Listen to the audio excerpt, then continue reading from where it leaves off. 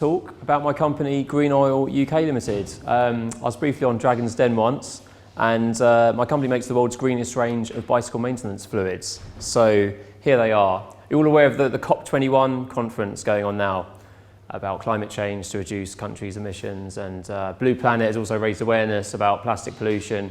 Well, when I started just over 10 years ago, none of this was really on anyone's agenda. Well, it was on some people's agenda, but now it's gone mainstream, which is great, and it's really nice to have been part of one of the cogs, part of that, to help make that happen in a small way. So my company's won awards for being eco-friendly, which is great. And that's the Bromley Business Award, and maybe I'm just showing off here, but it's good to have some success. And I'm lucky to be working in an industry that I enjoy. I love riding bikes, and obviously we're making bicycle lubricants, bike cleaner, Degreaser. And I actually clean my own bike, and I actually ride. Some people in some industries, they're making cars and they're not into cars, or they're in a plant shop and they don't have any plants in their own home. There are a lot of people like that, but I'm lucky to be able to be in an industry that I like and enjoy. So, like a lot of businesses, Green Oil started with a problem. There were no eco-friendly lubricants on the market. I was riding my bike through a river, and I felt bad about my chain oil going into the water. And I said to my friend, "I know this is bad. I need to get an eco-friendly lubricant." And he said, "Oh, it's only a small bit." And I thought, well, it is a small bit, but I'll have a look.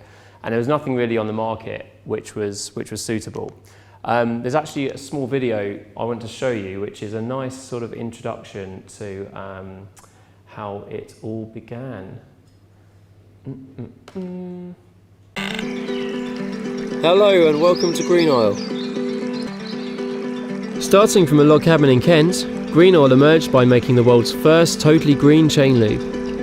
The aim was to compete with petrochemical brands in terms of their performance, but without their environmental impact. All those nasty black and orange symbols you see.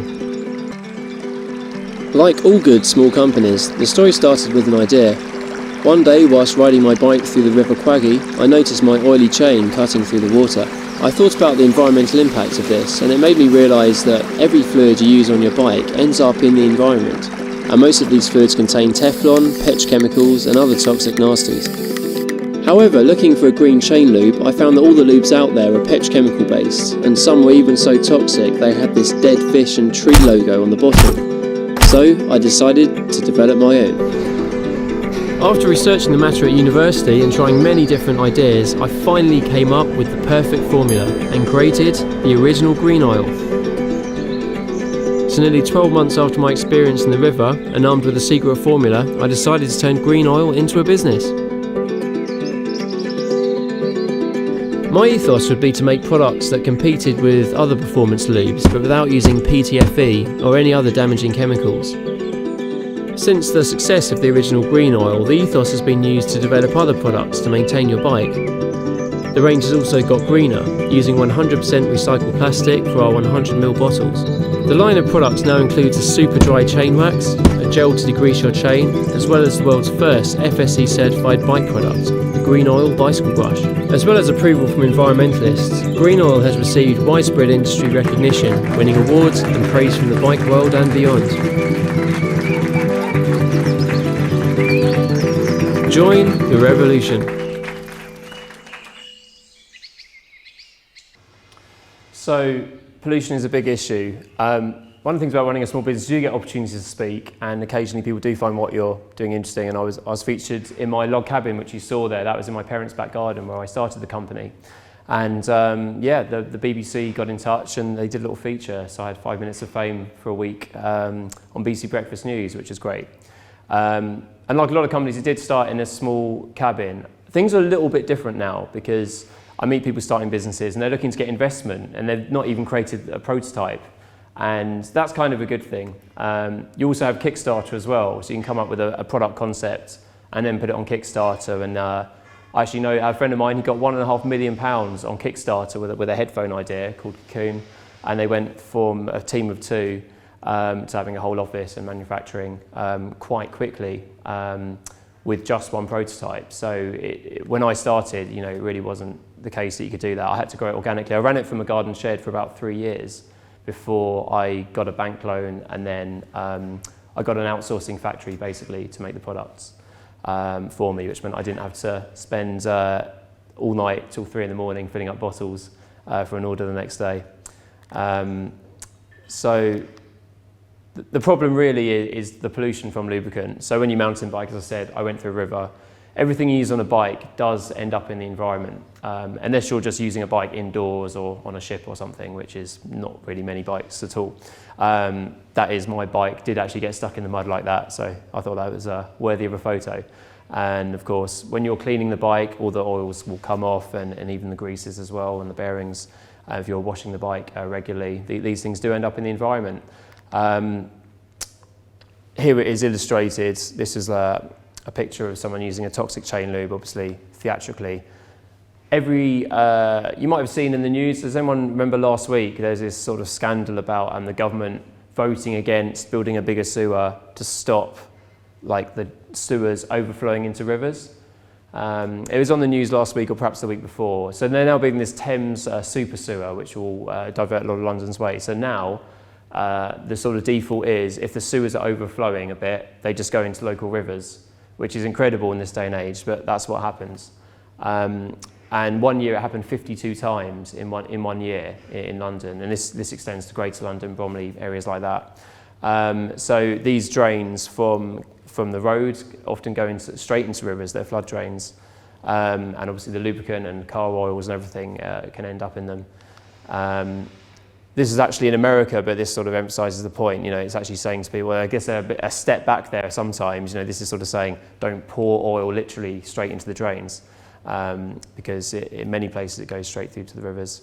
I made a little video about this as well, and this isn't really the future that we want, I think, for our world, is it? We want a green place where the water's clean. I actually swim in rivers sometimes. There's a big wild swimming movement in the UK, and a lot of the rivers don't have sewage going into them, which is great, but we want it to be as clean as possible. And again, emphasising the point there, the oil is everywhere. Now, of course, there's an issue with plastic pollution. We use recycled plastic. So this is kind of like the grand vision for industry. So imagine a world where industry was powered by renewable energy. So at the moment it's using fossil fuel energy, and the carbon footprint of that is high, and that leads to climate change, which leads to, this is probably what you know already, but climate change has an impact on the world's poorest people, from droughts to fires. And so it's a human issue, not just an inherent value of the environment issue. So the green oil bottles are made of recycled plastic. Now, a lot of companies greenwash by saying, oh, the product's recyclable. In fact, there aren't many laws to say you can't put recyclable on nearly anything. I mean, even nuclear waste is recyclable. They can turn it into body armour and things like that, or they can do something with it. But it's not really the point. So ideally, you want things to be recyclable so that they can be used again and again and again after being ground down. So obviously, step one, people recycle used bottles at home. Milk bottles, for example. The plastic goes to a UK recycling facility, and then it gets made into new green oil bottles. And this is important because in the UK, the government has a bit of a lax approach to recycling. People, I mean, ideally every year they should be giving every household a leaflet in different languages as well, in areas where there's high migration, so that people know how to recycle, and that's not done at the moment. If people don't rinse plastic properly and they put it in the recycling bin, that can contaminate a whole load of plastic. So one bale of recyclable plastic that's contaminated, that ends, if the whole bale is contaminated, or one bit of contamination can lead to that whole bale of plastic being landfilled or incinerated.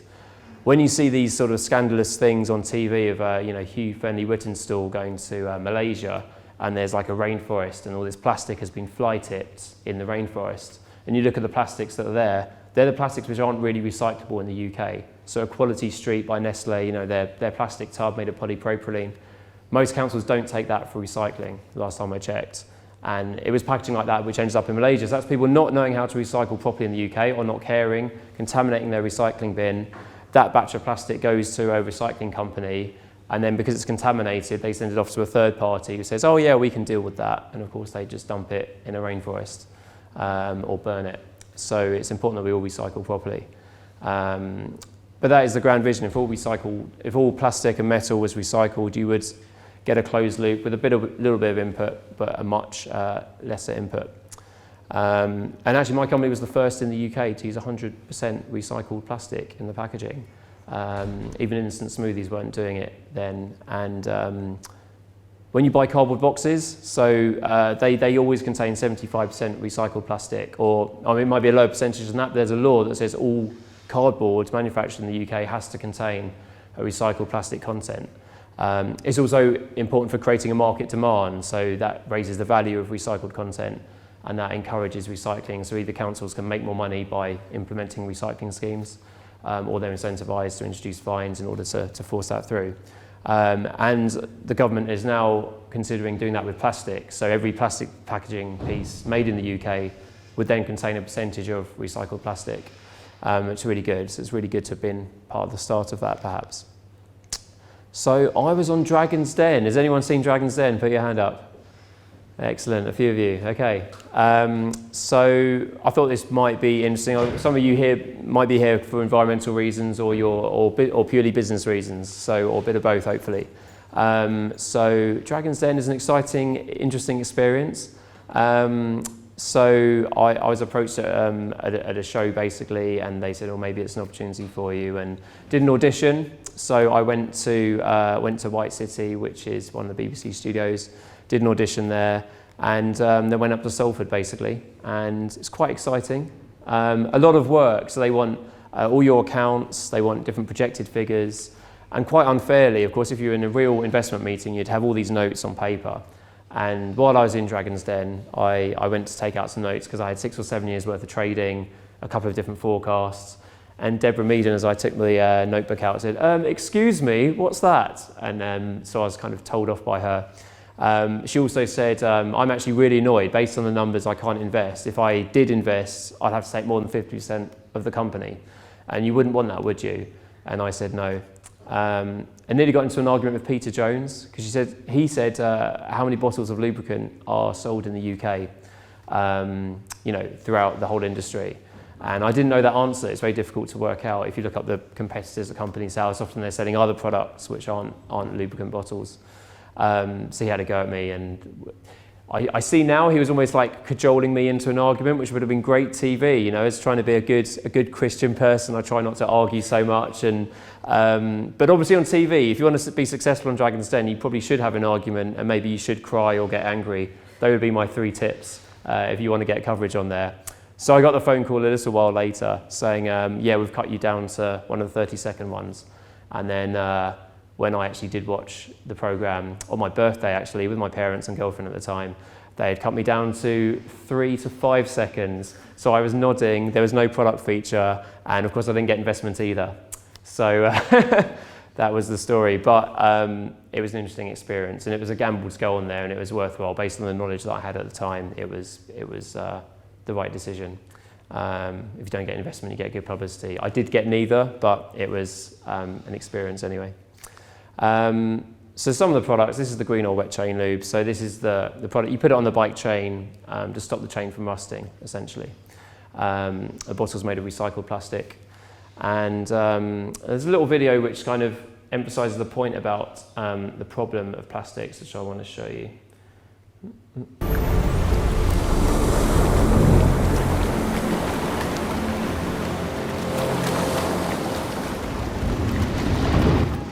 Never before have we had such an awareness of what we are doing to the planet.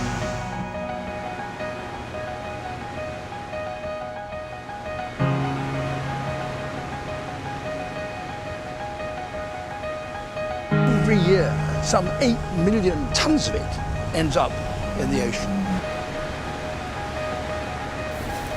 We have some plastic that this poor chick has had to bring up. Plastic bag. Lucy collects and records what plastic she finds around the nests.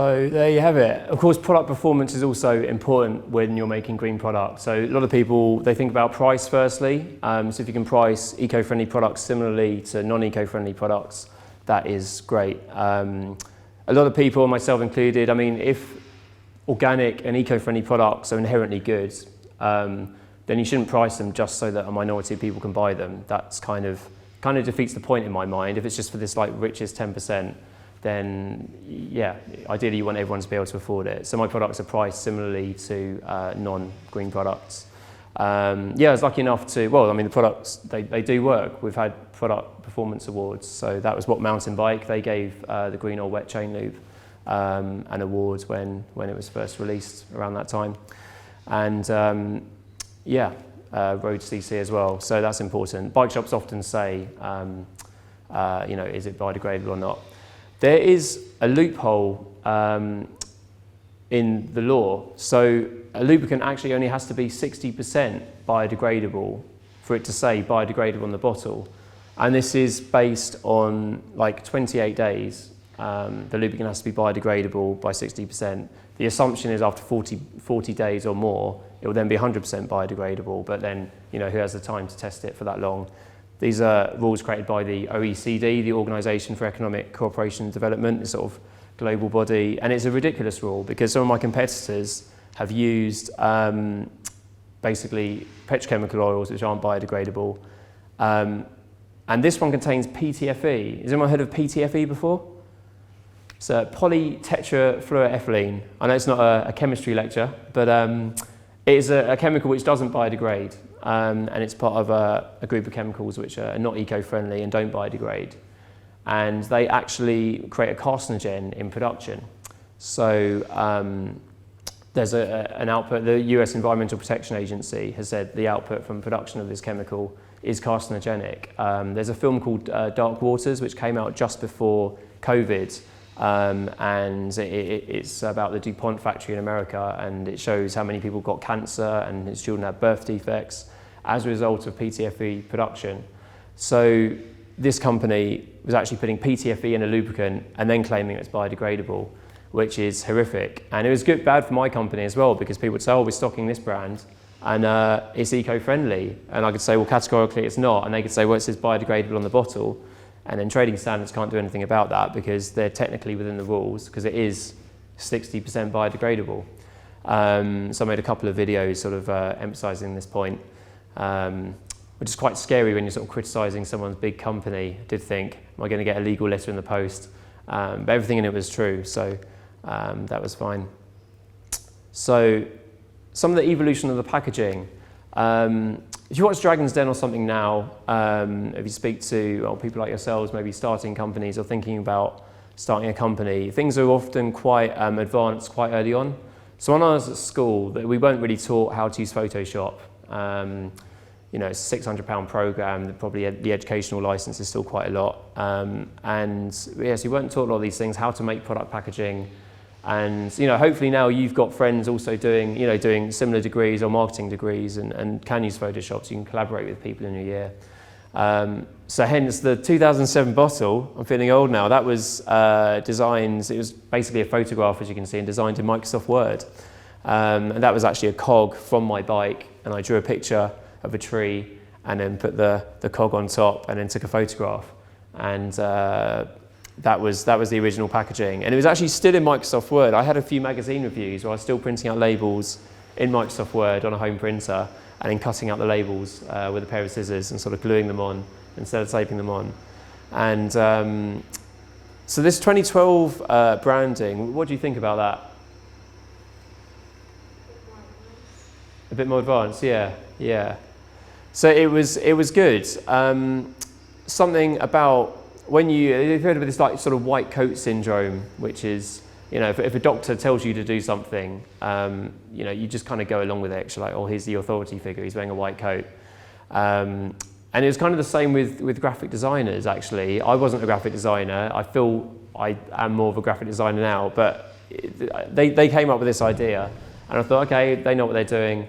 And the problem was all the other products also said green oil at the top. So the green oil is the brand, but I had like a bike cleaner, a degreaser, And they all said green oil in huge letters at the top. So people thought the bike cleaner was just a bigger bottle of lubricant, or the degreaser was another lubricant. And it took me a long time to realise that that was what was going on. So they were a good graphic design company, and the products did look good. The other thing as well, it kind of looked almost like too eco-friendly. So it seems like people want products that are not only eco-friendly but high-tech, and it is a high-tech product. But the branding didn't really reflect that with the sort of cartoony figure and the way that branding was laid out. So it's advanced to this. There's actually a new bottle out now, which is even more advanced than that and looks more techy and more appealing to the eye. So yeah, you're gonna pass it around if you wanna have a look.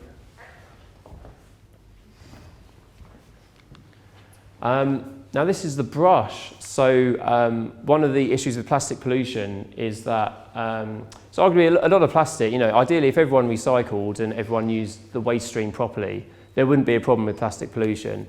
In some countries, they almost just fly tip stuff straight into the sea, just thinking, well, the sea's quite deep and they don't have landfill sites and they don't have incinerators or anything, or recycling plants. So that's the cause of a lot of plastic pollution. I mean, ideally, if no one littered, if no one dropped cigarette butts, it'd be much easier to have a closed loop. And it'd be better if it went to landfill than obviously being litter and ending up in rivers.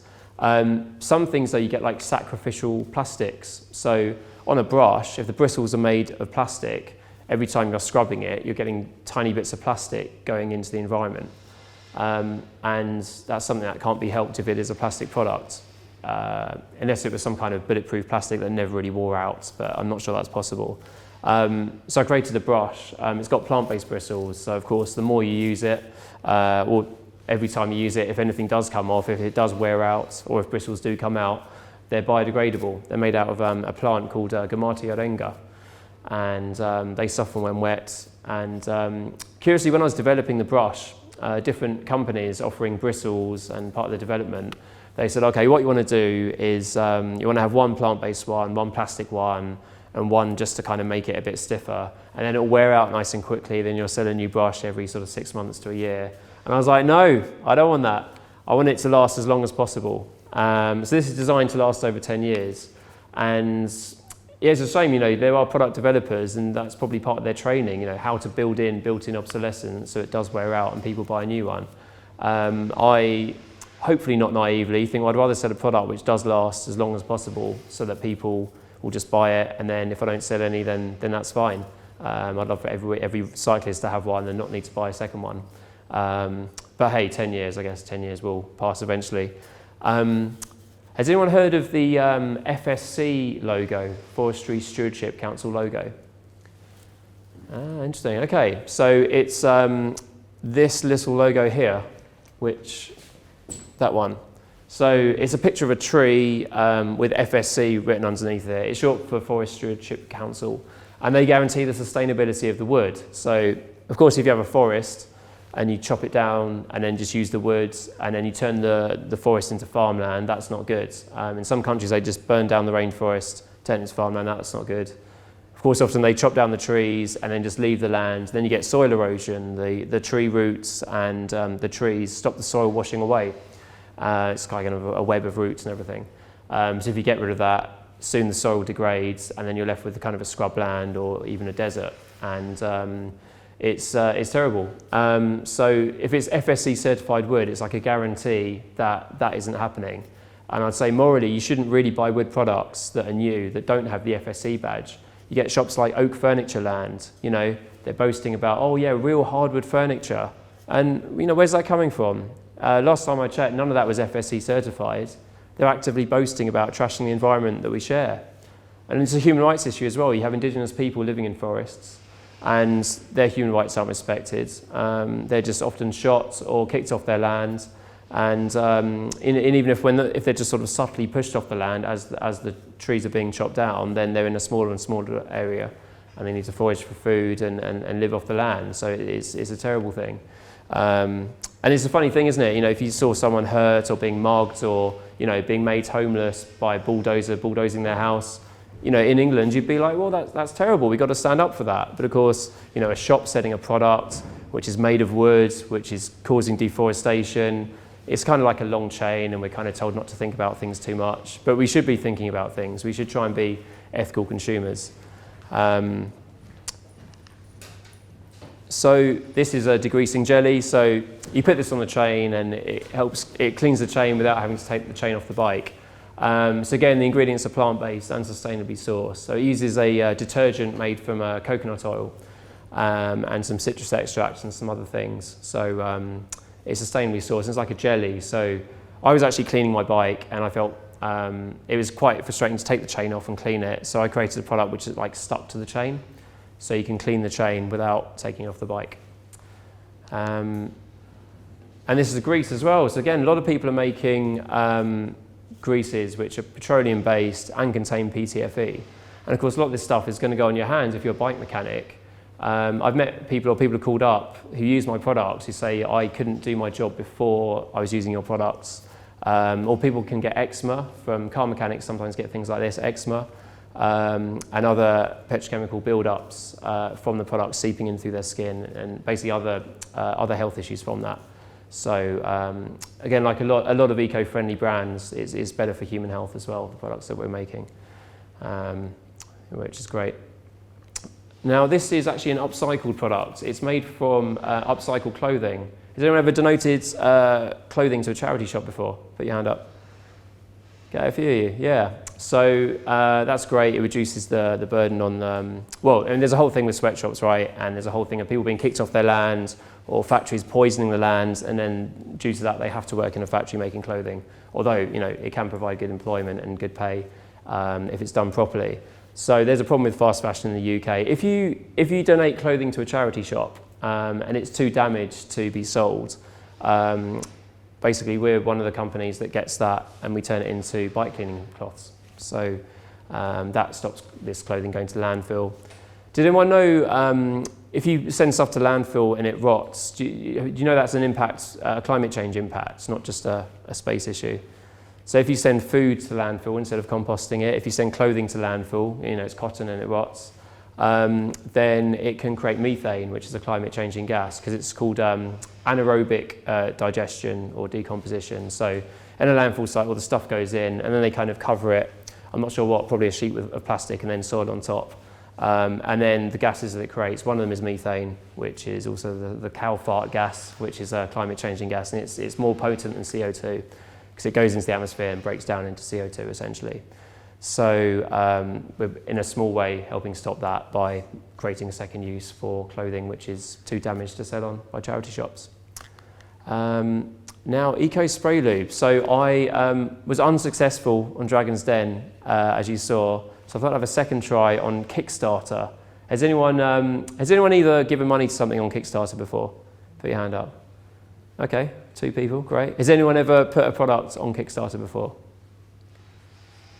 You have? Excellent, okay. We'll chat more about that later. Congratulations, that's good. Would anyone like to see the video that I made for Kickstarter? Yeah? And I'll let you guess about if I was successful or not. Hi there, I'm Simon Nash from Green Oil, and I've been creating some of the world's greenest bicycle maintenance fluids for a number of years now. Unfortunately, in workshops, in bike workshops around the world, people are still using PTFE and petrochemical spray lubes. And it goes into the air, and a lot of these products say on the packaging, do not breathe in the fumes, only use in a well-ventilated area or outdoors. But unfortunately, in especially cold countries like the UK, you can't really well-ventilate a workshop easily. And people are breathing in this stuff, PTFE is accumulating in body tissue and the environment. So, I've created a solution. This is Green Oil Eco Spray Lube. It works, it displaces water, it lubricates and it protects.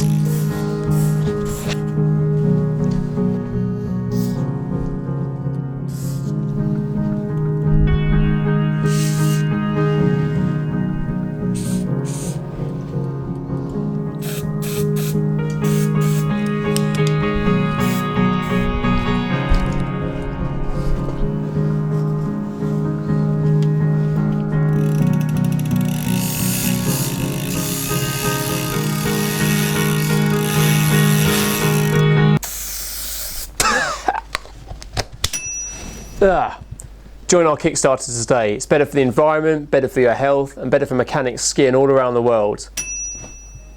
Join us today. Join our Kickstarter today.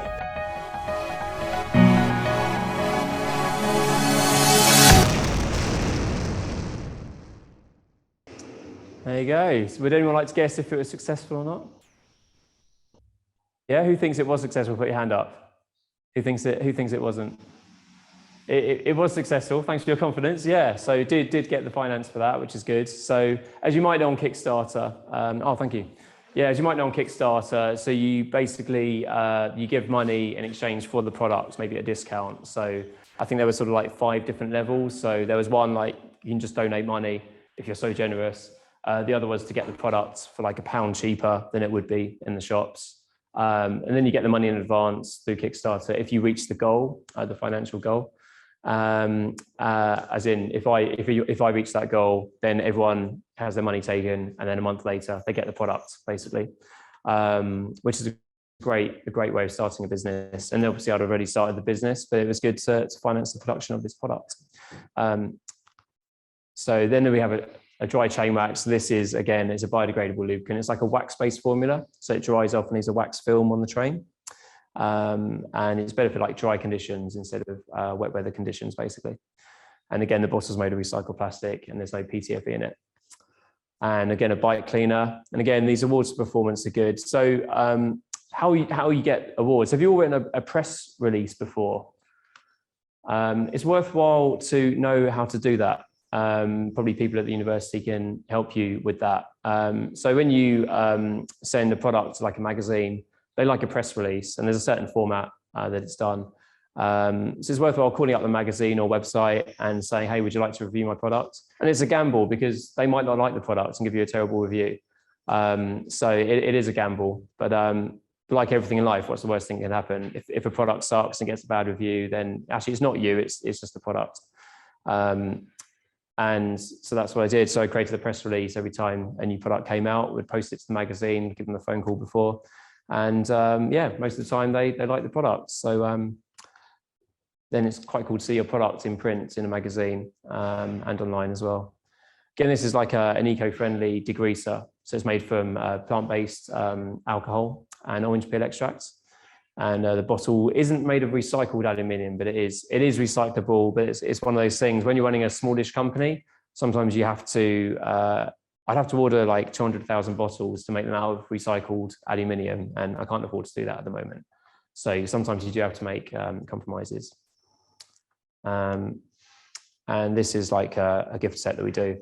Now, I mentioned polypropylene not being recyclable. And again, you sometimes have to make compromises, unfortunately. So that tub is not recyclable in the UK. It's made of polypropylene. I think some councils might be able to take it. So the solution was to, well, you all heard of reduce, reuse, recycle, kind of the government phrase. Well, reuse is a great thing. So, and in fact, the best thing is better than recycling because it doesn't use energy. So we included a pack of seeds in the tub. So you can make some holes in the base of the tub, put in soil, and then grow your own salad or herbs. So that was a way that we got around the ungreen thing of it not being recyclable by giving it a second use. We'd like some seeds, by the way. Any green-fingered people? Yeah? Is that, you put your hand up first? Yeah, there you go. Well done. And again, with business, you know, it's good to don't be scared to put your hand up and make the first move, because yeah, that's what it's all about. There's a Kickstarter thing again. Some pics of me cycling. Now, trade shows. Has anyone done a trade show before? So these are a really good way to get products out there. You have, okay, good, yeah. So it can be, it's quite good for your confidence as well, because you're literally just talking to people constantly. And so imagine like standing up there and just approaching people again and again. I mean, it'd be quite a weird thing to do, wouldn't it? But at a trade show, you kind of have to do that. And actually people are interested in bike products. These are largely bicycle trade shows. And yeah, it's a good way to show people the products directly. And you do get to travel for work quite a lot. That one actually in the bottom right was a Japanese magazine. There's a Japanese journalist who wrote for the magazine in the UK. So I didn't actually go to Japan. It's quite funny seeing, it reminded me of the Simpsons episode when he has the cereal box and it looks like him and it's got this Japanese writing on it. It reminded me of that because I'm not sure what I'm saying in that, but it's something in Japanese. And with trade shows, a good tip is, I mean, the worst kind of trade show is often ones with like more money spent on it. Someone's purchased, like they've rented like a nice white table and like a roller banner and then like a pack of sweets in a bowl, and then almost like standing at the trade show like on guard, and it's just terrible because you almost feel like, I can't go there because he's going to talk to me, and I can't go and just pick up a leaflet. So I find with trade shows, well, firstly, don't just pounce on everyone, and don't be kind of guarding on the edge of the stand. Be just kind of in the stand somewhere and look approachable, but don't be like just jumping on people.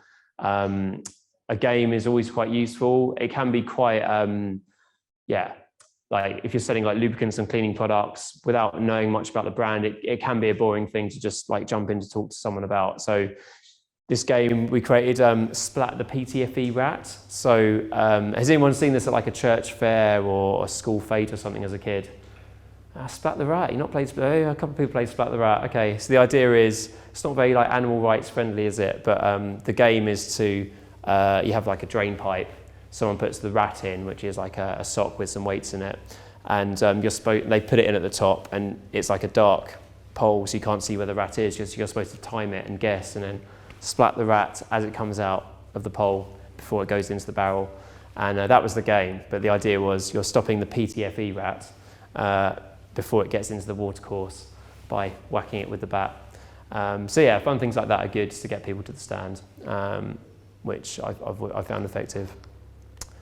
And that pretty much concludes the talk. So I want you to ask yourselves, like, what one thing can you think about that could be greener?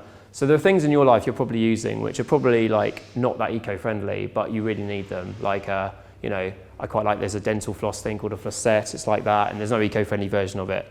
So there's sort of 3 ways of dealing with that. So actually wrote them down here. So obviously you can eliminate the thing, like landmines, for example. I can't really imagine like an eco-friendly ethical landmine. It's a bomb which just like blows your legs up and then children play with them after the war's finished, and really they shouldn't really exist. So the solution for that is like elimination, clearly. The second way is creating like an eco-friendly version of the product. So if it was like a dental floss stick, you'd use something that's biodegradable or genuinely recyclable. And the third option is just an alternative. So let me think. Well, driving a car, for example, actually there was an alternative which is driving a bicycle instead. So that's a viable green alternative.